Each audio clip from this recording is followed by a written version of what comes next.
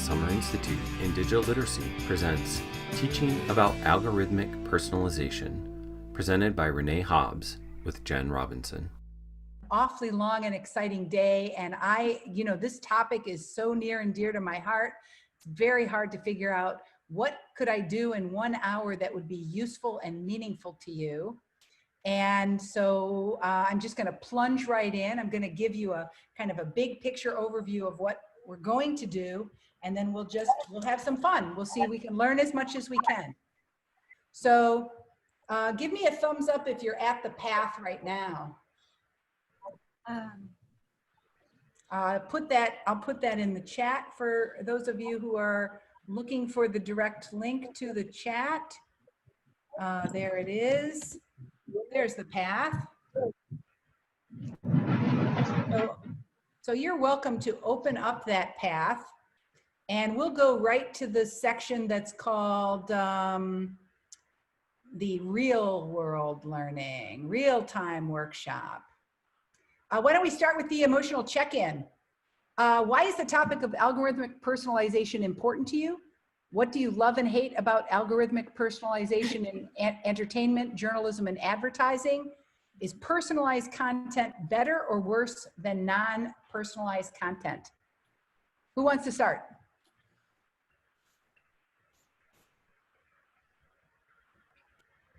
Why is the topic of algorithmic important? Why did you choose to come to this session? Why is the topic of algorithmic personalization important to you? Jamie's got her hand up. I'll talk. Yeah, just chime in. Well, actually, Donna and I are in our design studio project together. We're doing something about mindfulness in the media and using media more mindfully. And so understanding the ways that content is being served up to you is helpful in that. And then also my background is in marketing. So I love learning about algorithmic personalization. I've used it, especially in email marketing. Beautiful. Thanks for sharing. Why is the topic of algorithmic personalization important to you? Who's next? I don't like being feeling that some computer is generating and knows me enough to know what I want. I mean, when I go to a library, I love to just hook a book off the shelf, and that's the beautiful serendipity of it. And so it annoys me. Yeah. They're putting me in a box. Yeah, that concept of being annoyed or feeling controlled and not liking that feeling of being controlled is a psychological condition called reactance. I'm putting that in the chat room, that concept, the word reactance. It makes you angry to think that somebody's controlling what you see. That's a phenomenon, a psychological phenomenon called reactance. Who else wants to share? Why is this topic important to you? Why did you come to this workshop? I'm really curious about finding out how much algorithms are kind of man versus machine, because we do have control as far as what we're sharing and what goes viral. And so it seems like on a certain level we do have control, but I think oftentimes you're thinking of algorithms as the computer's out there making choices for me and I don't have control. And so that really is what interests me in the topic. Great point. We understand that there's an empowerment protection dialectic operating with algorithms, right? Because we're not complete victims, right? And in fact, we do have control. So I'm really glad you raised that point. Why is the topic? May I? Hey. Please. Why is the topic of algorithmic personalization important to you? I was about to mention that, sorry, is it me or no? Yeah, Daniela. Hi. So I have mixed feelings about algorithms. I love when I'm watching Netflix and it seems to know what kind of movies I'm interested in. So it's easier to find something that I really like. But on the other hand, I understand that it keeps me in a kind of a bubble. And I use it to compare when I was younger, and I use it to read printed newspaper. And even if I didn't like to know about sports, for example, just by skimming the newspaper, I would see something related to sports, for example. And now it's possible that I spend all my life without knowing anything about sports, especially if I'm consuming news only through my social media feeds. So when I teach the students in the high school research, I show them how when they use a Google search, their results start returning back based on what it is they're putting in. You talked about channels, whether it's Twitter or anything. Somebody else mentioned watching movies as well. I'm interested more in the artificial intelligence, the AI side of how do we get these results. I'm also personally interested because eventually I want to be able to figure out how we could use artificial intelligence to better serve us in regards to readers of books, so it knows what it is we're reading, and then to give us a better choice saying, here, I suggest you read this, not what Amazon does right now, Right. based on what we buy, but actually saying, we read this, which path would you like to take? And that's part of my big picture for the game design. Wonderful. Thank you so much for sharing. So what I'd like to do, as you can see, if you're looking on the agenda page today, is we're going to do a inquiry on the Facebook ad library. And we're going to work in groups to explore the Facebook ad library to understand how personalized propaganda gets delivered to us on Facebook. And we're going to use that activity as a way to discuss the pros and cons of personalized propaganda. And we're going to create a slide deck together that reveals some interesting patterns about personalized propaganda. But before we do that, I have to take you on a quick tour of the anytime content. Not only because maybe you didn't get a chance to look at the anytime content, but because there's something there on the anytime content that I think is so important that I want to do as a whole group activity. Give me a thumbs up though if you did look at the anytime. Anybody get a chance to look at the anytime stuff? So some people did, but some people didn't. So I want to just show you a little bit about how that's organized. And this really does reflect a little bit about the way I teach about algorithmic personalization to undergraduate students. So obviously I'm sharing with you what I've found successful before. I find it helpful to introduce the topic of algorithmic personalization by talking about algorithms in entertainment, algorithms in journalism, and then algorithms in persuasion. And Daniela already talked to us about those Netflix recommendation engines and really starting to reflect on how algorithms affect our choices of TV and movies. So I've shared a short video about why Netflix algorithm is so binge worthy. And then I've given you a question to respond to. What do you love and hate about algorithmic personalization? And then we've got vocabulary words like metadata. That's the data that describes and gives information about the data. Image ranking, that uses eye-catching graphics and optimizing visual content for search. Thumbnail artwork, the small online images that offer a first impression of a product. A/B testing, the technique used in web development where you have a randomized experiment with two versions of something and you see which one is more popular. And then autoplay, when online videos or websites automatically play without any action from the user. And then opt out. Strategies that enable people to avoid receiving unsolicited products or services. So when you watch that video, these concepts are going to be really important. And so we'll watch the video and then we'll answer the question. What was the most important idea you learned from this video, and how would you explain it to a family member?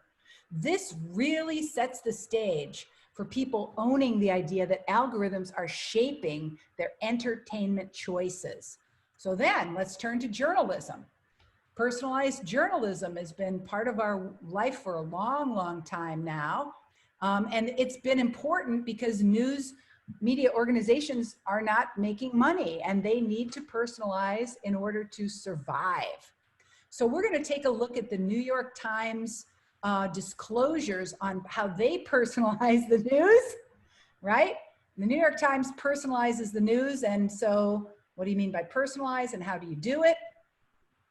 Why do you personalize my experience? That's what the New York Times says. What data do you use to personalize my content? And how do you recommend stories to me? So we read that. And after we read that, we make sure we understand. What are the activities that the New York Times uses to use algorithms to personalize your news content? And then we wonder, and this is a question for you, do you think most users of the New York Times are aware that algorithms are used to display content? Why does the New York Times set limits on how they personalize journalism for readers? Let's talk about that for just a minute or two. Do you think that most readers of the New York Times are aware of algorithmic personalization in news? I think not, because I think that they understand it in terms of Facebook and entertainment, but it's a traditional news source, therefore it's supposed to be pure. And it infuriates me that they do it. Absolutely infuriates me. Fascinating. Thanks for sharing. Can I hear from somebody else? Do you think most readers of the New York Times know that their New York Times news is personalized? And what is your thoughts about it? You know, if the extent of the personalization, I mean, does everybody, if they first go to just newyorktimes.com, will it have the same look on the homepage? Or is it that they have switched around the articles even at that level? Very nice. So what I love, Donna, is I've created curiosity, right? And now you want to go in and read that article to learn exactly that answer. So woohoo, I was successful as an instructor. All right, so sorry, but I'm going to just tantalize you that way.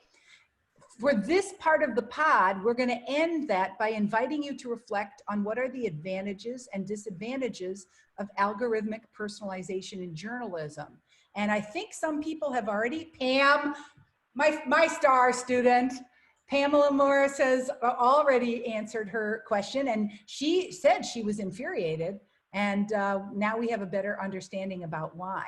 But now we have to turn to the third thing. So we said personalization is in entertainment, it's in journalism, and it's in advertising. And here's the activity that we're going to do now in just a few minutes. You know that if you're online, you're being tracked, and that this tracking is really the fundamental and economic engine of the internet.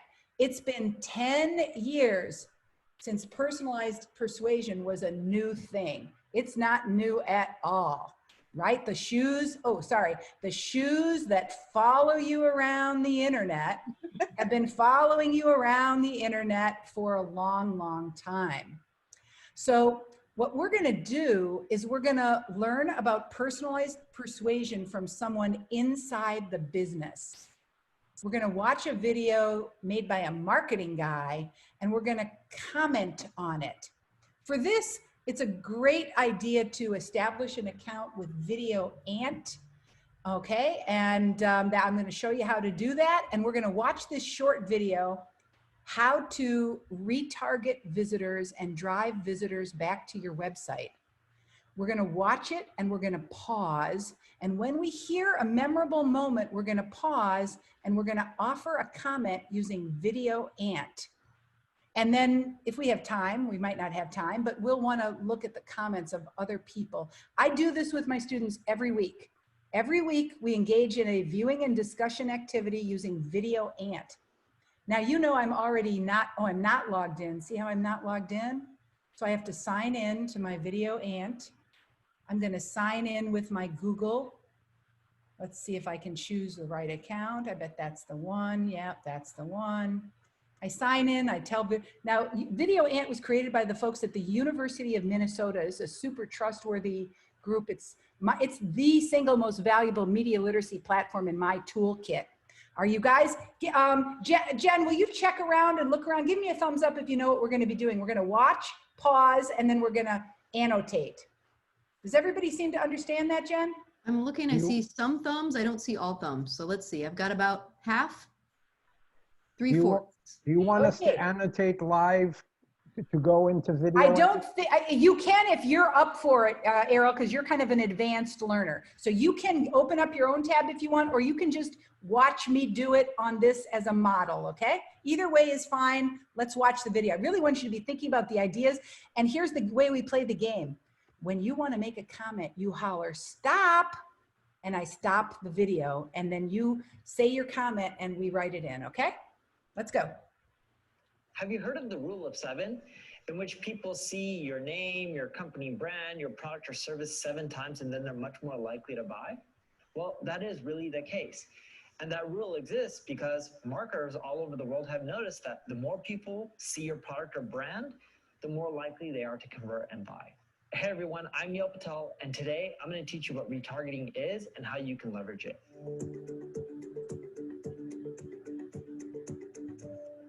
When someone first comes to your website, they're probably not going to buy. On the high end, you're lucky if 5 out of 100 people who come to your website buy. Realistically, 1 to 3 out of 100 are going to buy, the rest aren't. What retargeting or remarketing, it's the same word, they're interchangeable, is when someone comes to your website, you can pixel them. There's a few ad companies that do retargeting, and the main ones are Facebook ads, and the second one is Google AdWords. And what they do is they say, hey, when someone comes to your website, you put this pixel, and then when they go all over the web, no matter what site they're on, we can show them ads related to your company. In other words, you're following them around. It's a friendly way of stalking on the web. I know that sounds... Ooh, a friendly way of stalking, right? Oh my gosh, I love that. This is a great way to describe what marketers do. It's a friendly form of stalking. Bad, but that really is what retargeting is. Don't worry, you're not collecting sensitive information on your customers. These ad companies are pretty smart and sophisticated in which they're protecting people's privacy. Aha! Okay, protecting privacy. Does anybody want to say anything about that? Joanne, you had your hand up? Are we supposed to just take their word for it? The way they put their privacy things in 6-point font, nobody actually reads those privacy notifications. So I don't believe that. Well, and what they're describing, did they even ask us to agree to do that, or are they just doing it? Yeah. I'm pretty sure they're just protecting it behind a paywall, right? Like if you pay them a certain amount of money, they will provide you the data that they have on people. Wow, nice. A lot of websites now are showing you along the bottom, this website uses cookies. If by continuing to use this website, you are allowing us to collect cookies. And I've spent a considerable amount of time kind of diving deep into that and trying to find where I can turn off my so-called consent for them to use cookies to collect the data. And what I found is just an unbelievable rabbit hole. It takes so much time, and every decision point where they allow you as the user to revoke or not allow your consent for that takes you to another level and another level and another level. And then they'll make you choose by advertiser on the website. There's hundreds, of course, and you have to go through each one.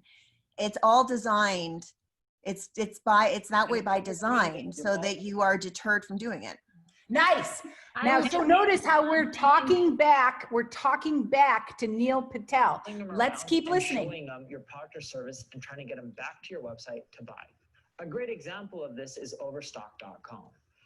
I once was looking for a mattress when I bought a new home. So I'm frugal. I don't like wasting money. I go online. I see Overstock has an offer for a mattress. And I went there and I'm like, $1,000 for a bed mattress, that's a lot of money. So what I ended up doing was decided not to buy. Sleeping on the ground was good enough for me. And I did that for a month or so. But as I was browsing around the web, like I was reading TechCrunch.com and other sites, I continually saw ads for Overstock.com. They're retargeting me. And what they did was they would show that mattress in the banner ad and it'll show the price of roughly $1,000. And as I kept browsing around the web, I wouldn't click on it. They took that ad and then they reduced the price of the mattress and they dropped off another $100. Okay, this is called price discrimination. Charging more or less to some people based on their characteristics, right? So in the United States, price discrimination is legal, right? I can see that you're from a good neighborhood and charge you more, and I could see you from a poor neighborhood and charge you less. Price discrimination is legal online, and Amazon will show you different prices depending on what it knows about your income. Holy shit. All right. We don't have enough time to do that whole lesson, but I hope I've incited your curiosity to want to continue down that whole thread. Now, we have to shift from thinking about persuasive algorithms that are used to sell you mattresses or shoes with persuasive algorithmic personalization that's used to sell you political candidates or ideologies. And so for that, we have to take a good deep dive at the Facebook ad library. Give me a thumbs up if you've ever used the Facebook ad library before. Anybody ever used the Facebook ad library before? Okay, so some of you have, some of you haven't. Let me share my screen with you. We'll see what's next. And by the way, you guys can tell how excited I am and how much I love using Video Ant, right? There's a million great ways to use Video Ant for all kinds of pedagogy related to digital and media literacy. I only showed you one example, but once you start using it, it will blow your mind until you see all the cool ways that it can be used. So and that's for another day there. Okay, so personalized persuasion. Now I guess I'm gonna go back to the, here I am at the top level. Are you guys seeing my screen now? No. Good. Yeah, you are. Oh, now we are. Okay, good show. So here's the activity. We're gonna work in a small group, 2 small groups for about 20 minutes or maybe 15 minutes, depending on how much time we have. I'm gonna show you a video to you about the task I want you to do. And you're going to be exploring the Facebook ad library. I guess I can open this in a new tab, and it opens over here in a new tab, right? And we'll just go take a look at it right now. The Facebook ad library provides advertising transparency by offering a comprehensive searchable collection of all ads currently running from across Facebook apps and services, including Instagram.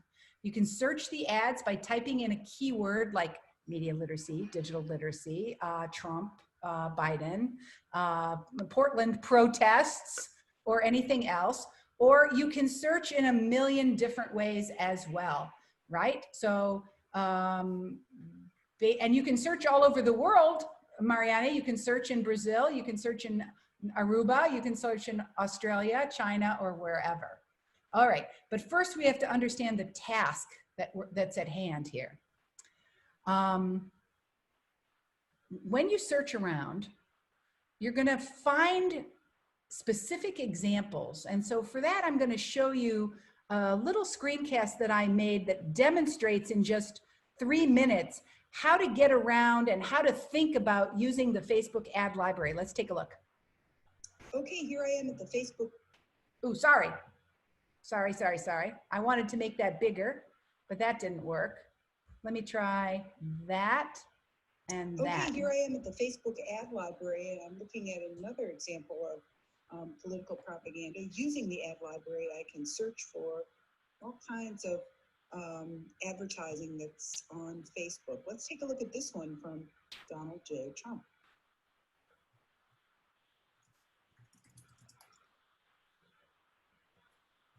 There's no sound.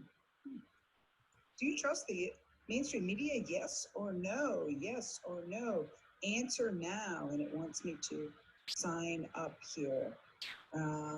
Okay, so the mainstream media has never been more dishonest. They only seek to undermine and insult. Please take our official mainstream media accountability survey by 9 p.m. tonight. Okay, so this ad started running on February 19th. It's not yet reached a whole lot of people. I'm looking at it just immediately after it's running. You can see it's reaching more people who are ages 55 and up, and definitely seeing it in Texas. But it looks like people are seeing it all over the country. I noticed up here at the top it says multiple versions of this ad. And so I'm going to click on that. Select from similar versions of this ad. So let's take a look at the other version of this ad. This ad also started running. Looks pretty much the same, but I see that it's targeted to Facebook users in only a few states, where the other one was targeted very broadly. This one seems to be targeted in Maryland, North Carolina, Louisiana, Iowa, and California. So we can see already that Donald Trump has spent $32 million on Facebook advertising. And it actually allows me to see the spending details, right? Oh, so there's different groups, right? Different groups that are being managed there. Okay, that is absolutely fascinating. Again, I think learning to explore the Facebook ad library as a way to teach about political advertising and propaganda, really a great opportunity. Try it out.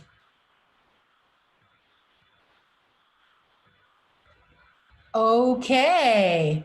I think you guys are ready to work in 2 groups.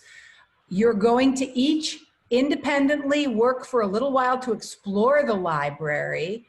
And then let me just share my screen to show you what I'd like you to do, right? And what happened here to my, oh, hold on a second. I'm in, yep, there we go. I think, can you see my screen now? I can't really tell. Yeah. Okay, good show. Sometimes you can tell and sometimes you're not so sure. Good show. So, good show. So I would like you to choose. You're going to work with a partner. I'm going to break you up into very small groups. And then I would like you guys to poke around the Facebook ad library, discuss and share ideas and find an artifact. Find an artifact that interests you from the Facebook ad library and comment on it. Here's a general structure. Put a title, put some commentary, and the example. So here's how I worked that out. I found this ad from this man in Congress who says it's time to unmask Antifa. Dangerous people are hiding behind masks, funding the destruction of our nation. It's time to end the violence and unmask Antifa. And I was surprised to see that this ad targets older women. But I see how it uses fear to blame Antifa for the violence in our country. The phrase, the destruction of our nation, seems to link people's fear about the recent Black Lives Matter protest. It's personalized to people who live in Oklahoma, because that's where this political candidate is running for office. So you can't do a big in-depth analysis, but you can notice some things and put your noticings here. So you guys might take this slide, copy it and paste it and work right off that slide. All right, I think you are ready to start working. We each work on one slide? I think the idea is you and your dyad or triad person will work on one slide and you'll do something together, but you're gonna need to do a lot of exploring and we don't have a lot of time. So once I break you up into groups, you're gonna have about 20 minutes to do your exploring, to make your choice, and then to write up your little slide. Thumbs up if you understand the task at hand. It's kind of a deadline pressure kind of thing. Where is the slide link? The slide link, Renee, where is it? Yes, the slide link, we're going to put that in the chat for you right now, Marta. The slide link is on the page, and it's also right here. Hold on here. It's right here as well in the chat room. Give me a thumbs up if you can open that slide deck right now. Good. Jen, I think we're going to need triads, maybe. Dyads or triads, would that be okay? I had dyads all set up because I had a dyads are perfect. Yep, perfect. So that's all set. And then I sent you to one dyad to start, and you can message me when you're ready to go somewhere else. That's right. If you need help, just come back to the main room. All right. We'll see you fun. Have fun sharing. We're talking about what did you like or dislike about this assignment. Of course, I demonstrated it to you in a very shortened way. In a regular classroom, we would have taken more time and done it more slowly, perhaps. What did you like about this assignment? To me, Renee, I think that it just shows that there is so much information that we can access if only we knew it was there. You know, there's so many things that we consume, and we think we can't get under it, you know, and behind it and know what's there. It takes a little digging. So if you want to take charge, it's not completely impossible. You just have to know that things are there. Thanks for sharing. And what do you like about this assignment? I think it's important to know how to read that information, because just 10 minutes is not enough to understand how to read and analyze and interpret those information. But it's there. We need to know that it's there. We just need to know how to read that information, and it will be easier. I agree. We were looking at the numbers and saying, Tony and I were looking at the numbers and saying, oh, how do we really make sense of this? Is this a good number? Is this not a good number? You know, how do we know? Why are there multiple versions? Are they from different people? Why do they have multiple versions? How does it work? So yeah, that's a little bit more of that, and I would understand it more, but now I'm curious, which I guess is the point. There you go. Actually, you want to spend more time to learn more, because now you have some curiosity. Now you have some questions. Just a quick comment in regards to what Pamela said earlier in regards to this assignment. So I can totally understand where Pamela is coming from in regards to the New York Times, but when people see ads, they're going to be elsewhere and might drag us to somewhere else if we click. But people have a tendency to sometimes click something out of curiosity. But within the New York Times, we can go wherever we go. Great point. We have always control. Now, I want to take a minute just to take a look at what you were able to accomplish under deadline pressure. Over the years, I've learned that my students perform better when I give them less time. So I often use deadline pressure in a very strategic way, because I am trying to cultivate curiosity. I am trying to get people to generate questions, and I am trying to create that sense of like iteration. You might now want to go back to Ad Library and look some more, but because look at the amazing topics and issues that came up in this group. I'm just going to present these briefly because they're just so cool. Oops, hold on here. I want to present these briefly. Let me start with the first one.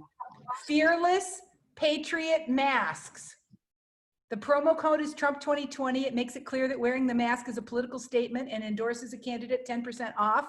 Fearless Patriot connotes a certain type of person, the person wearing the mask. Didn't get time to see the target audience, but I love this. We predict white men and cops. Renee, while you were talking, I went and looked, and I just drew this line because look, the very last line, you can't see it, it's too small, but the very last line says, more info, retired law enforcement operated and owned. Oh my God. Thank you for finding that, Kim. That's a brilliant example. How about this one, Group 7, Liberty and Dignity. This is a politician from Colorado. This anti-mask post was shown mostly in Texas, 80% of impressions to the 65 audience.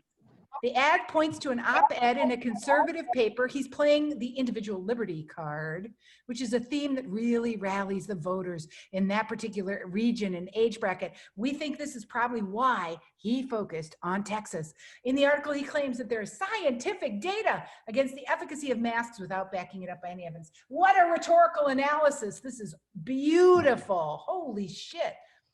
Dangerous people, we already saw. Impossible Burger at BK. This was a fairly small budget ad, but it appealed to the young age group, 25 to 34, and 28% men. It did get traction nationwide. Top states, California, Illinois, Texas, Florida. The ad is a news article from Legal Newsline, and it has a negative tone and is meant to appeal to vegetarians, vegan, but also interesting to people who eat meat and who may like this product brand. Is the brand being manipulated? There's a feeling like internal practices come to light regarding what's really going on with the burger. It says legalnewsline.com, vegan sues Burger King because Impossible Whoppers are cooked on the same grill as Whoppers made with meat.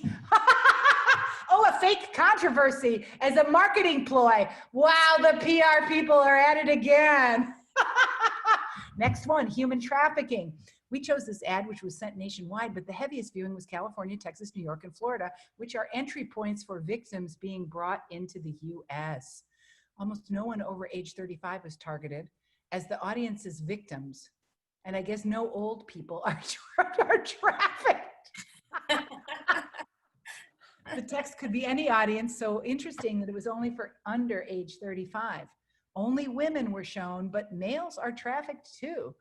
I love that, noticing an omission. Bravo, bravo.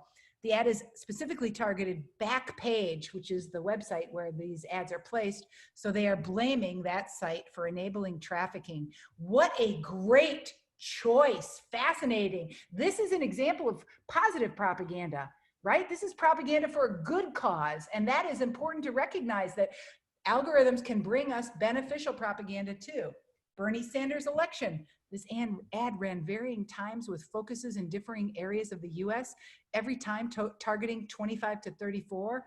Language evokes fear, running out of time, being outspent, run to help. Language is also inclusive.